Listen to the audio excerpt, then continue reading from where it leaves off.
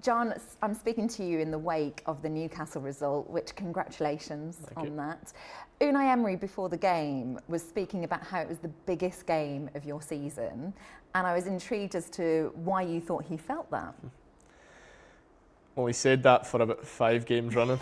It's because it was. I think everyone was aware that if Newcastle got a point or beat us, it would have been very unrealistic to try and catch them. We would have given it a bash, but it would have been really unrealistic. So we knew how important it was. We definitely owed them one after the trouncing at St James's Park. We always seem to go up there and get a bad result. So to beat them in that manner was huge. And I think it sets a marker down that even though we've got a disadvantage in goal difference, disadvantage obviously slightly points wise, we're there and we're waiting on any team to slip up.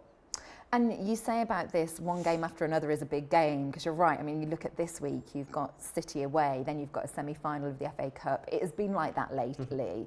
The big game mentality, do you think there's something that's shifted within this football club where you are really up for those matches? I probably, the mentality, that comes from the manager, the mentality that you go into every game with belief, whether that's Newcastle, PSG, Man City, you go in with a belief that you can beat them, you've got a game plan that even though they're the best teams in the world at the minute, they have their weaknesses and we've got our strengths. I think the big thing for us is having everyone back fit. Normally, if there's moments in the game where someone's tired or someone, I don't know, just is maybe having an off day, you've got an unbelievable bench, and then obviously now some players not even making the bench who can come in, and I think other teams will be like, oh, give us a break. Do you know what I mean? And before, at the start of the season, I think the manager's mentality is no excuses. So when we have injuries, whenever Aston Villa have injuries, it's not really mentioned. Other clubs like to try and use it as an excuse, but the manager drills it into us that we can't use any excuses, and you only really notice it when everyone's back. And I think now, for example, I came off yesterday with Asensio, 2 lads that came on, Jacob and Onana. 2 big impacts right away and the game's dead. Whereas before, previously, we maybe would have kept it the same and the game would have been a nervy 2-1 or what's happened a lot of times this season, 2-2 full time. So we're definitely going into the games with a stronger squad and so much more power. I've noticed as well that there's a sharing of the player of the match performance as well. You know, you look at one game and it's one player and then someone else will step up. And against Newcastle, Ollie Watkins got player of the match. What did you think of his performance? He really looked motivated and hungry. Aye, his performance was good, but his interview was even better. No, it was. I mean, Ollie. It's tough on Ollie because he's been a go-to guy for a long time. I think for us, obviously, everyone would have expected Ollie to be on the team sheet, but I think the manager's proven that he doesn't care who you are. I mean, there's times in the past few weeks I've been on the bench, there's other players been on the bench. We've just got to kind of try and put personal ambitions and personal thoughts to the side. We want to achieve something special, we want to get back to the Champions League, we want to win the FA Cup. So the team comes first, but for Ollie yesterday to come in, that game's perfect for him. Newcastle are really good at what they do, but they leave a lot of 1v1s at the back, and there's no striker better than Ollie in that situation. And great to see him equal the record for Villa, and I'm sure, and I'm hoping, he goes and beats it and makes his own record. I'm very close now. And you speak about that competition for places. I think people look up and down the Premier League and you think, well, you're really blessed if you've got one really good striker. And Unai's also shown that he's not scared to play Rashford and Watkins together. But for you guys, because you can do all of that work, but if the ball doesn't get put in the back of the net, sometimes it can be dispiriting. And you know you've got these options and this competition, which is it infectious? It is, and you're playing with better players, so when you get the ball, it's very easy to make a pass when the run's there. And these guys, Marcus and Ollie, 2 of the best in England at making those runs in behind, and both have got blistering pace. So I think the competition for places is exciting, but it's my job as well to keep everyone on the same page and make sure there's no one being selfish or anything like that. So the big thing towards the end of the season is we all want to create something special, and whether being involved in that for a little bit, a big bit, we need to do it together, and that's the important thing.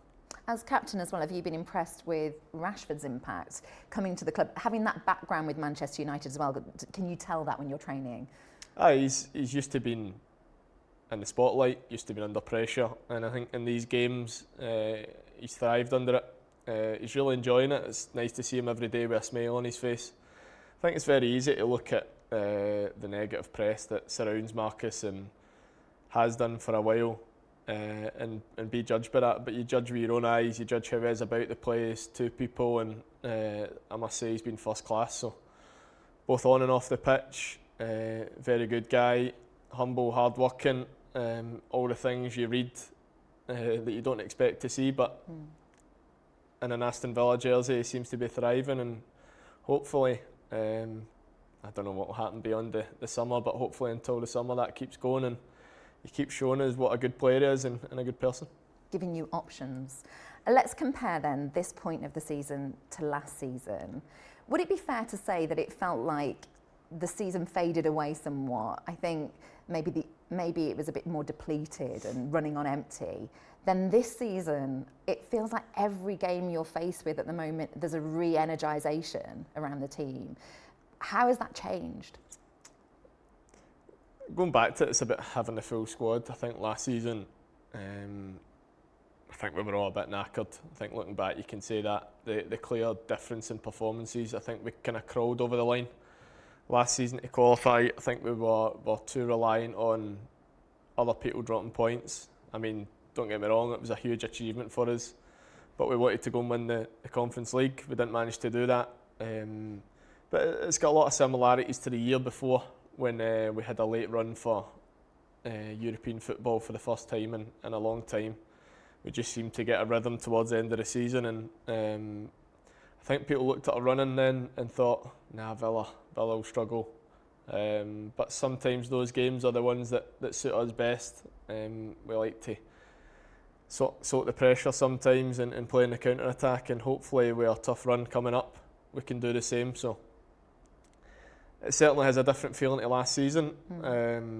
We would obviously rather be in the position we were last year, but this season we've also got the chance of a fifth place for the Champions League, and each team that's in there, I think 5 or 6 of us, will be given everything to get it.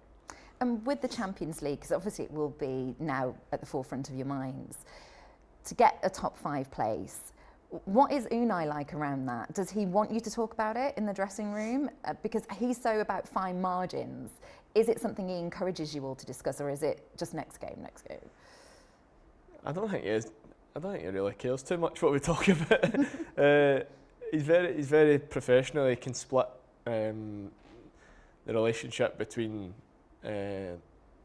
staff and players. He doesn't really get too involved in what we say. Sometimes he'll mention some things, but he knows we want Champions League football. He wants it. He makes that clear, and we'll either get on board with that or he'll find some new players, which he's shown before. So he's so ambitious. I think when I first arrived, he spoke about his ambitions. He wanted Aston Villa to be a European club, a Champions League club, and you don't think at the time it's a possibility just because you're not used to it. But now you can see why. Now you see what it takes to get there, and what it takes to compete. And we want more. We've had a taste now.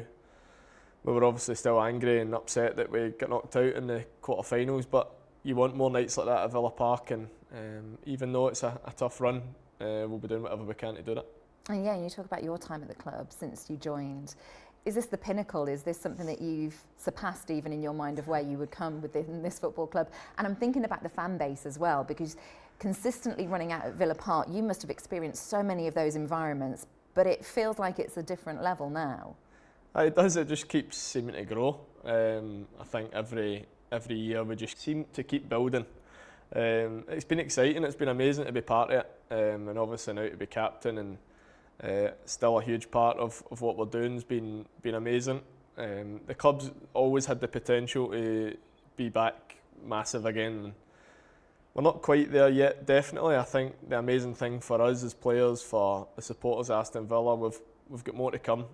Our job now is to establish ourselves in that top bracket of English football, and we're so close to trying to get a trophy that the whole club, the supporters, us as players, the staff, we're all craving. We know that, but for us it's first of all Premier League, try and get into European places, and then the cup will take care of itself. It's all about getting those extra advantages as well. So can I speak to you about your bum game? Because when Eden Hazard was in the Premier League, I remember this comparison being done and the way that he could use his rear to be able to protect the ball. And then suddenly, since he left the Premier League, are you the one now? Are you the one with the best bum game in the Premier League? I don't know, maybe because it's the biggest. I mean, there's a few that are really strong. Joe Linton, Welbeck, there's certain players that use their body well. It might not just be their backside, it might be just the fact they're huge, but it's something I've always had. It's a kind of unique body shape, a unique style. I'm sure it's not for every club and not for every manager, but our manager knows how to use it to our strength. And certain games where I play on the wing, it might not be to be an out-and-out winger, it might be to eliminate their fullback in a different way. So I hear the jokes and see the jokes, but I was nowhere near as good as Eden Hazard at using it. So I'll take the comparison, but never. I love that you've given us the insight as well, that the manager's actually mentioned it as a strength. Well, it was a thing. Actually, Alex McLeish used to do his heading. I was a lot more inexperienced, but he used to shout, and all the Scotland boys will laugh at this, he used to shout, "Stop doing that." Expletive thing.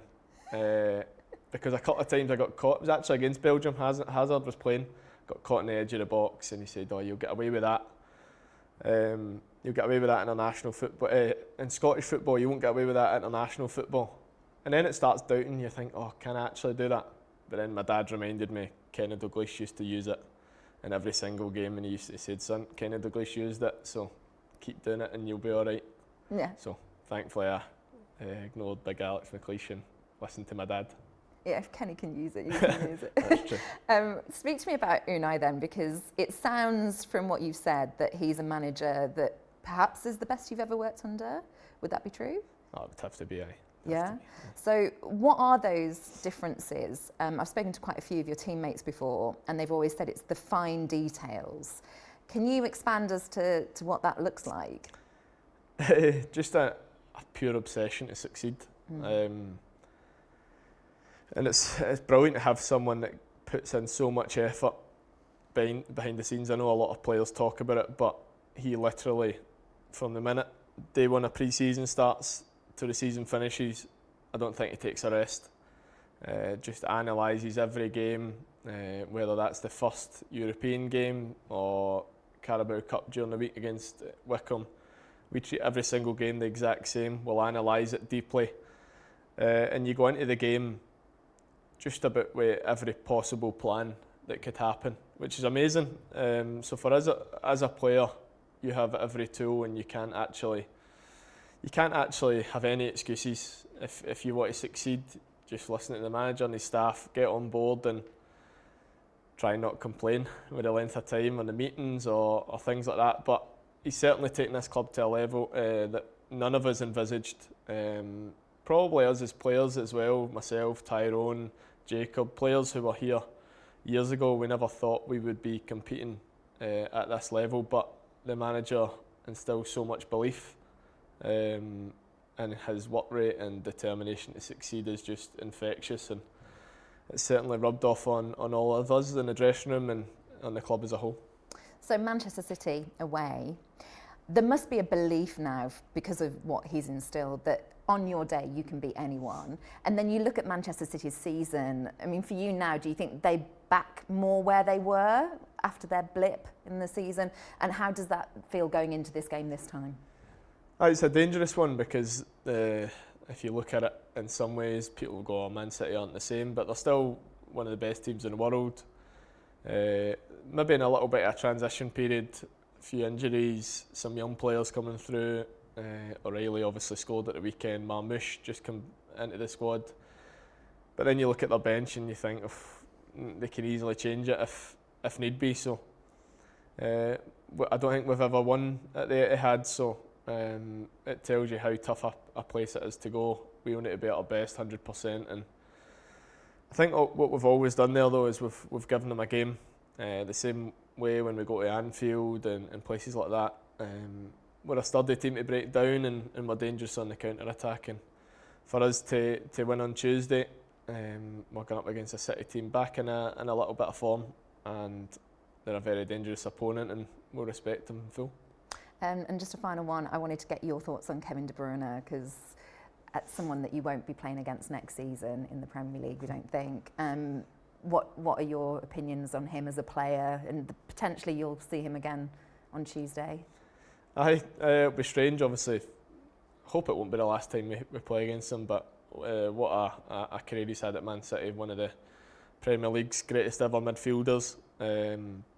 Just had everything really, and a couple of those league titles that they came back, and when everyone expected them not to win the league, he kind of picked them up with the scruff of the neck and showed unbelievable quality and desire. And met him a couple of times. Good guy, really humble, and I wish him all the best in whatever he does. But certainly, if it's not the Premier League next season, thank goodness. Did you ever get his shirt? I think I did, but it's cheating because Jack got it for me.